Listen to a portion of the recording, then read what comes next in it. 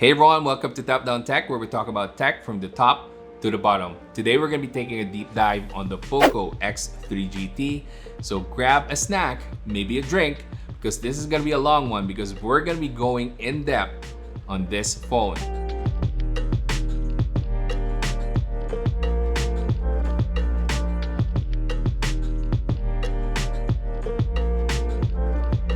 So first off, here's a quick unboxing so you guys would know what's included in the package. But basically, the quick unboxing experience here is probably the same as with the Poco F3. You have the SIM ejector pin, you have the Poco stickers, you have the quick start guide, you have the warranty card, and you have a soft case. And then inside of the box, of course, you have the phone itself, but we'll check that out later. And then we also have a charger. Now the charger is one of its highlights because this can charge up to 67 watts. So really nice there. Here in this little box, you can find a USB-C to 3.5mm headphone jack. So that already tells you that this doesn't have a headphone jack. And I know I'm just as sad as you are finding out that this doesn't have a headphone jack. And by the way, the colorway that I got here is the Stargaze Black. And why is it called the Stargaze Black? Well, that's because there are some starry sky design here. I'm not sure if you guys can see that.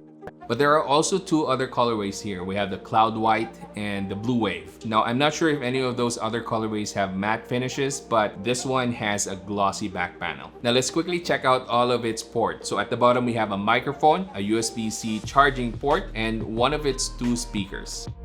On the right side, we have the power button, and of course the fingerprint scanner is mounted there as well. And then we have volume rockers here on the right side too. On the top, we have an infrared blaster and the second speaker, as well as a noise canceling microphone.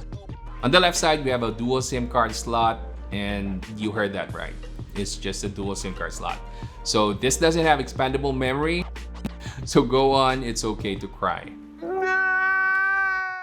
So now that we have that out of the way, let's check out the camera module on this. It has a triple camera setup with the main sensor being a 64 megapixel camera, and we'll talk more about that in the camera discussion. The back panel is made out of plastic, so if you're gonna put this on a rough surface, this might get scratched easily. So I suggest that you put on a case on this. And then on the front, we do have a tiny punch hole camera. Now there is one major thing about its front display. It's protected by Corning Gorilla Glass Victus. This is something that you can find on high-end phones. Same with the Xiaomi Mi 11 and most of the flagship Samsung phones. Now, before I make you watch the entire video, I already want to tell you the price because the price on this is so good in my opinion. So here are the prices for the different countries. Next, let's talk about the biggest thing I think about the Poco X3 GT, and that is its processor. So this one is using the MediaTek Dimensity 1100 chipset, and you might think, whoa, hold on there. They're using a MediaTek chipset? That doesn't sound so good. But hold on, don't judge yet. Because I'm here to tell you that the MediaTek Dimensity 1100 is an actually really good chipset. And we all know that MediaTek has a bad rap in producing really hot chipsets. But I think we've gone beyond that point now. I think they've turned a page. Now, before I proceed, I will be doing a deep dive on the actual chipset itself. So if you guys want to check that out, I'll be linking that up here. I think the number one thing that you need to know about the Dimensity 1100 is that we moved on from the 12 nanometer fabrication down to only 6 nanometer fabrication. That means this is in between the flagship chipsets from Snapdragon. So we're talking about the 7 nanometer fabrication on the Snapdragon 870 to the 5 nanometer fabrication on the Snapdragon 888. So right in the middle is the 6 nanometer fabrication of the Dimensity 1100. Now, I don't want to get too technical here, but what that simply means in layman's term is that you will get more performance but less power consumption. So this is going to be a power efficient chipset. So if you are a power user, this is gonna be great for you. Now, of course, we do have the AnTuTu benchmark points on the X3 GT, and we got 596,000 AnTuTu benchmark points here. Really good. So if we're gonna be comparing this to phones in the same price segment, we're gonna be looking at the Realme 8 Pro, which only has a Snapdragon 720G. That's really disappointing. And then you might be also looking at the recently released Oppo Reno 6Z, which only has a Dimensity 800 View chipset. So we're gonna be looking at the huge difference in terms of performance to the phones that are priced similarly to this one. But all of those benchmarks and all of those hypothetical numbers are just numbers. What matters most is the actual real-life performance. So how does this perform on a regular basis? Well, pretty good in my opinion, because this is something that I've been using for my messaging. This is something that I use for calls. Now, the number one thing that I want to highlight here is that even if I use this as my hotspot, a 5G hotspot at that, it doesn't get hot. That is an amazing feat, because with my previous experience with Snapdragon phones, I had the Mi 10 Pro, I had the Mi 11, and I had the OnePlus 9. All of those phones really heated up if you use them as your hotspot. I do have an unlimited internet service, so this is so useful to me. Although I know that sounds like this might be a very expensive hotspot device, but still, it is something that works for me, and it might work for you as well if you are in the same boat as me. But anyway, if you're gonna be using this for all of your favorite apps, this will definitely be able to run all of those apps. Now, we're talking about social media, we're talking about taking photos, taking 4K videos, and we're also talking about some gaming here. So this is gonna be a beast in terms of performance, because again, the powerful Dimensity 1100 is a great performing chipset, and it has great thermals as well. Another benefit of having a chipset like this is that you can get the latest in terms of connectivity. So you now have a dual 5G network on this, as well as Wi-Fi 6. And to top it all off, this also has UFS 3.1. So speed is not going to be an issue for this phone. Next up, let's talk software here. So you have Android 11 out of the box and MIUI 12.5 plus the Poco launcher. So pretty much your typical Poco experience if you watch several videos of Poco phones in 2021. So that means there are a few bloatware here, the typical games that are included here, and then there's also Amazon pre-installed. So if you don't want those apps, you can just easily uninstall them. Looking at the special features, you still have Game Turbo, Video Toolbox, floating windows, and second space. I think second space is really important for those who just want to have thought protection. In typical Xiaomi and Poco fashion, you can always expect to get about 3 years of support in terms of software. Next up, let's talk display here. So this has a 6.6-inch IPS LCD Full HD display, and it has a 120 Hz refresh rate and 240 Hz touch sampling rate. Those are really good specs for a phone like this, for a mid-range device. The X3 GT has a 6-stage dynamic switch display, which means that this will automatically adapt to the content that you're watching, because you really don't want your phone to be running on 120 Hz if you're just watching a movie that's shot in 24 frames per second. Now, another thing that other reviewers might not mention is that this has a dot display. So a dot display ensures that this one will have a more vivid display as compared to others, but you can see that we'll be comparing this with the Poco F3 side by side, and you guys tell me which one is better. Of course, I know that the AMOLED display will always win, but what do you guys think about how the Poco X3 GT performed in terms of its display against an AMOLED display?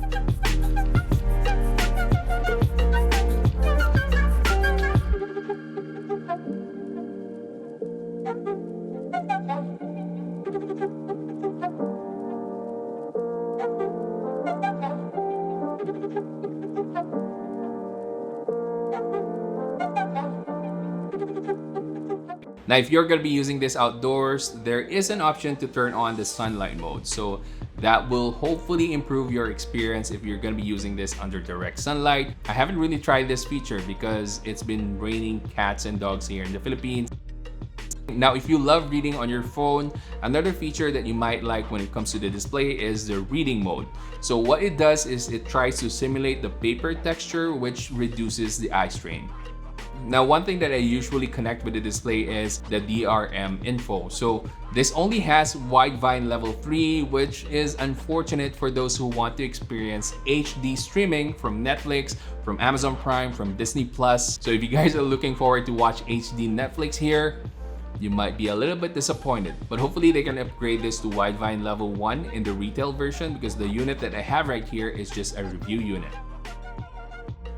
Next, I want to tell you about the battery on the Poco X3 GT. So as I mentioned earlier, this now has a 5000 milliamp hour battery capacity, plus the main highlight here is the 67 watt fast charging. So remember, with the Poco X3 Pro and the Poco F3, we only get up to 33 watts of fast charging. This one, 67 watts of fast charging.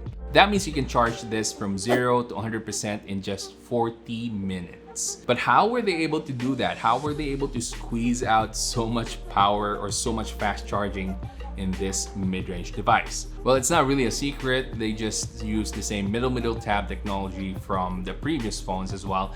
The Black Shark 3, I believe, used the same middle tab technology, as well as the ROG Phone 5. But imagine that you can get the same technology on a mid-range device. That alone is really great value for you as a user.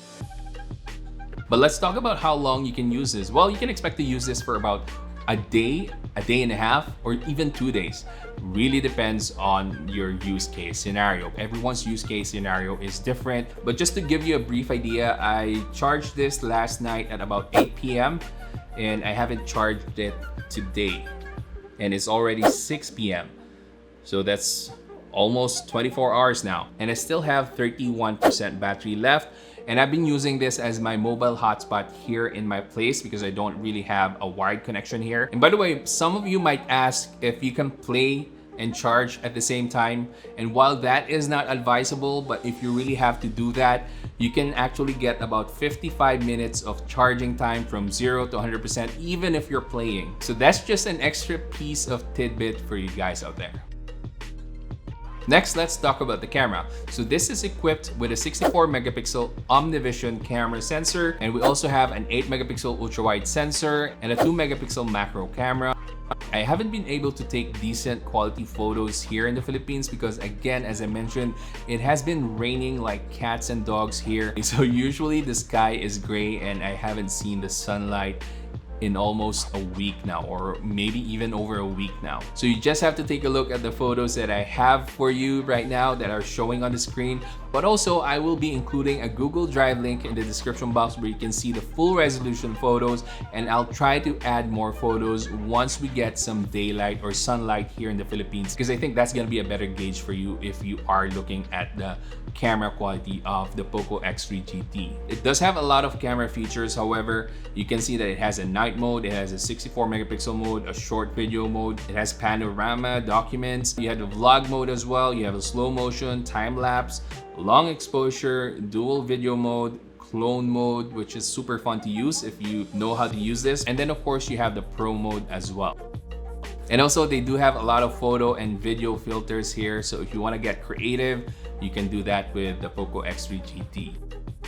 As for video capability, you can shoot 4K 30 frames per second. If I do switch the image stabilization, the actual image stabilization logo in the menu, it will switch to 1080p. So at 1080p, you can get a really stable image, but with 4K 30 frames per second, you can get just, I guess, the bare minimum in terms of EIS.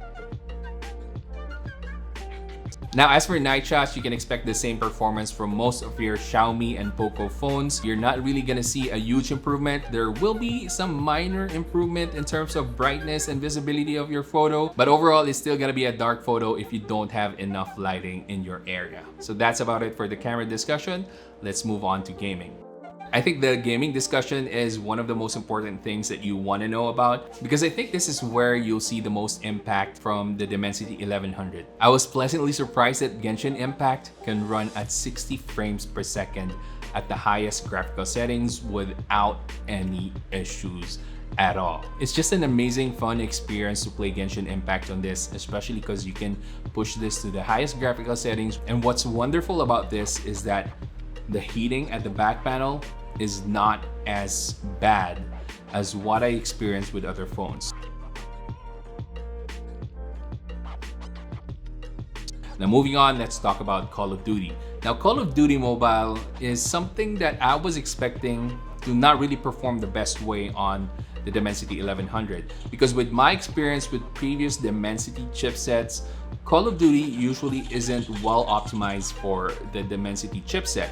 I'm talking about the Realme X7 and the Poco M3 Pro. Because from my experience with those chipsets, all I got was up to medium graphical settings and that's it. And then most of the other graphical settings are all grayed out or you can't really toggle them. But with the Poco X3 GT, all of the graphical options are available here. And better yet, whether you're playing Battle Royale or your favorite multiplayer mode, it's not gonna sweat at all. You're gonna have a fluid experience, just an overall great playing experience on the Poco X3 GT. So 2 thumbs up for that.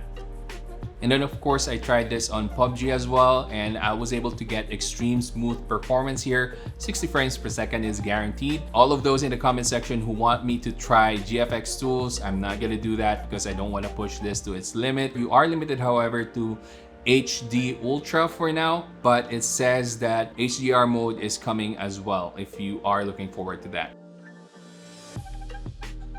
And then lastly, of course, everyone's favorite here in Southeast Asia is Mobile Legends. So with Mobile Legends, ultra graphical settings is already available as well as HFR mode. So to those who are looking forward to playing Mobile Legends on the Poco X3 GT, a great gaming experience awaits you. So overall, I really had a wonderful time playing games on the Poco X3 GT, and this is where you'll see the major impact of having a really great performing chipset like the Dimensity 1100, because you'll just see an overall great performance in terms of power, in terms of thermals. So the Poco X3 GT is definitely something that gamers should highly consider. Now, before we proceed to my final thoughts on the Poco X3 GT, let me just share some things that I might not have mentioned yet. This one has a dual speaker setup and it has a Dolby Atmos feature. So that's for a better cinematic experience. But to be honest, if you're gonna be watching movies on this one, it's not really advisable to watch using the speakers of your phone. But not only does this have Dolby Atmos, but this is also high-res audio certified. So for those who are always asking whether a phone is high-res audio certified, I can confirm that the Poco X3 GT is high-res audio certified. And then this also has the latest Bluetooth 5.2, which means you can connect 2 audio devices and then you can just seamlessly switch between them. Oh, and one more thing that I love about the Poco X3 GT is it now has voice over LTE. So that means even if you are using this as a hotspot and then someone calls you, your internet connection is not gonna get disconnected. Really nice. And of course, the usual NFC is still there. And then wireless charging, there's no wireless charging here. No IP water protection, but I assume this has at least the bare minimum of IP53. But don't quote me on that because I'm not really sure about that, but they usually go as low as IP53. But yeah, those are the other extra tidbits that I wanted to share with you guys before we move on to my final thoughts. What do you guys think about the Poco X3 GT so far with everything that I've said to you? I think this is another banger from Poco. Now, unfortunately for my Indian viewers, I don't think it's coming to your region. But that's okay because you guys have the Poco F3 GT, which we don't have here in Southeast Asia. However, for those who will have the chance to get the Poco X3 GT, I think this is going to be a great option for you if you are looking for a dual 5G phone and just an overall great experience in a phone. Now, for those who already have the Poco X3 Pro, I know some of you might be considering on trading up or upgrading from your Poco X3 Pro to your Poco X3 GT. All I have to say is that there are tons of benefits to switching to the Poco X3 GT, but depending on how much you spend in trying to upgrade to the Poco X3 GT, it might not be a good financial idea to really upgrade from your Poco X3 Pro to the Poco X3 GT. However, the Poco X3 GT is a really magnificent option for those who are still looking for a brand new mid-range device. Now, for those of you who are wondering on whether to get the Poco X3 GT or the Poco F3 instead, well, it's gonna be a tough decision and you're gonna have to weigh out a few things in favor of the Poco F3 as compared to the Poco X3 GT. So with the Poco F3, you get an AMOLED display, but you only have 33 watts of fast charging. With the Poco X3 GT, you only have 120 Hz IPS display, but you do get 67 watts of fast charging. Now, I wouldn't say that the camera is way better on the Poco F3, but if you guys want to see a comparison between the Poco F3 and the Poco X3 GT, GT? Let me know in the comments. So at the end of the day, which phone should you get? If you are choosing between the Poco X3 Pro, the Poco X3 GT, and the Poco F3, personally, I would go with the Poco F3 because it has a very slim design and it looks like a premium phone overall. Plus, I just really love the AMOLED display. If you guys saw the side-by-side between the Poco X3 GT and the F3, you'll know that the AMOLED display is far superior than an IPS display. But again, that's just me, but you really have to personally weigh the pros and cons, which one you would prefer. Would you like to have a bigger battery capacity and faster charging speed, or just the AMOLED display? Anyway, if you guys want to get your own Poco X3 GT, all of the links will be in the description box. And if you enjoyed this video and found it helpful, please give it a thumbs up, subscribe to my channel, and hit that bell button so you can watch more videos like this in the future. That's it for today, guys. Keep safe and have a great day.